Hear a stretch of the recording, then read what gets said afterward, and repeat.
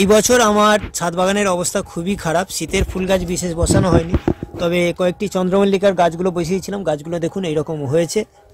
আর অন্যান্য যে গাছগুলো রয়েছে সেগুলো একবার দেখুন। এইখানে দেখুন কয়েকটি বোগেনভিলিয়া গাছ রয়েছে, আর এছাড়া অ্যাডিনিয়ামও রয়েছে। তো অ্যাডিনিয়াম শীতে এখন এর কোনো পরিচর্যা নেই তো সেরকমভাবে, তো কিছু ফুল ফুটছে এখনও দেখুন এরকম।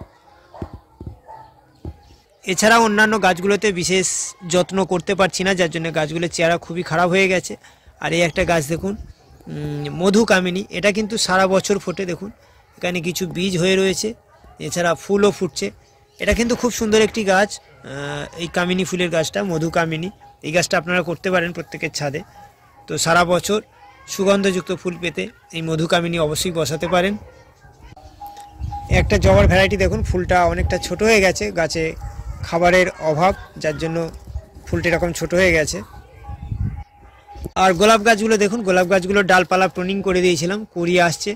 তো সবাই ছোট ছোট কুড়ি আসছে। আর এই একটা গাছ দেখুন কত সুন্দর ফুল ফুটে রয়েছে। শীতের কিছু কিছু ফুলের চারা ছোট ছোট কিনেছিলাম, যেগুলো আমি এই ছোট্ট পটের মধ্যে বসিয়েছিলাম। জলও ঠিক মতো দেওয়া হয়নি। দেখুন গাছগুলোর অবস্থা দেখুন কতটা খারাপ হয়ে গেছে। তো এই গাছগুলো আমি দু একদিনের মধ্যেই বসাবো। আর যে গাছগুলো বসিয়েছিলাম, এই দেখুন একটা ইঙ্কা বসিয়েছিলাম, গাছটার অবস্থা দেখুন, চেহারা দেখুন কি অবস্থা। গাছগুলোকে যত্নই করা হয়নি, খাবার দেওয়া হয়নি, বসিয়ে দিয়েছিলাম, কোনো রকমে বেঁচে রয়েছে গাছগুলো। তো আজকের ফের কিছু চারা নিয়ে এসেছি আমি। এই দেখুন এখানে একটা চারা রয়েছে সিনেরিয়া, এটা খুব মানে অল্প আলোতে এই ফুলটা খুব সুন্দরভাবে হয় এই গাছে। দেখুন ইনকার চারা রয়েছে এর মধ্যে। তো এখানে একটা ইমপ্রেশনের চারা রয়েছে একটা। ইনকা সবার ছাদে ফুটে গেছে, প্রচুর পরিমাণেই ফুটছে, কিন্তু আমি এই গাছগুলো সবেই বসাচ্ছি। দেখুন গাছগুলো একটু বড় চারা নিয়ে এসেছি। আর গাছের দেখুন শিকড় যথেষ্ট ভালো শিকড় রয়েছে। আর এখানে এটা দেখুন, এটা চেরি গোল্ড, ঘিয়ে কালারের ফুল, খুব সুন্দর দেখতে লাগে। আর এই দেখুন এটা ইমপ্রেশনের চারা আগে কয়েকটা রয়েছে, তাছাড়াও আরও দুটো চারা নিয়ে এসেছি, কালার দুটো খুব সুন্দর বলে।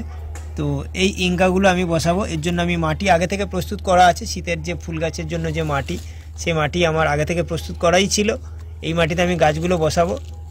আর দেখুন এই গাছগুলোকে আমি কিভাবে বসাচ্ছি, একটু আলাদা পদ্ধতিতে গাছগুলোকে আমি বসাচ্ছি। এই কাপগুলো থেকে গাছগুলোকে তোলা কত সহজ, দেখুন কিনারাটা এরকম জাস্ট একটু নখ দিয়ে কেটে এরকমভাবে খুব সহজেই কাপ থেকে এই গাছগুলোকে তুলে নেওয়া যায়। গাছগুলোকে দেখুন একবার কত শিকড় চলে এসছে গাছে। তো একদম রেডি চারা, শুধু গাছে খাবারের অপেক্ষা। প্যাকেটের মাঝখানে গর্ত করে নিয়েছি, নিয়ে গাছটাকে এই গর্তের মধ্যে বসিয়ে দিয়েছি। এবারে এই চারিদিক দিয়ে মাটি দিয়ে গোড়াটাকে ভালো করে চাপা দিয়ে দেবো। এরকম দেখুন গোড়াটাকে চাপা দিয়ে দিলাম।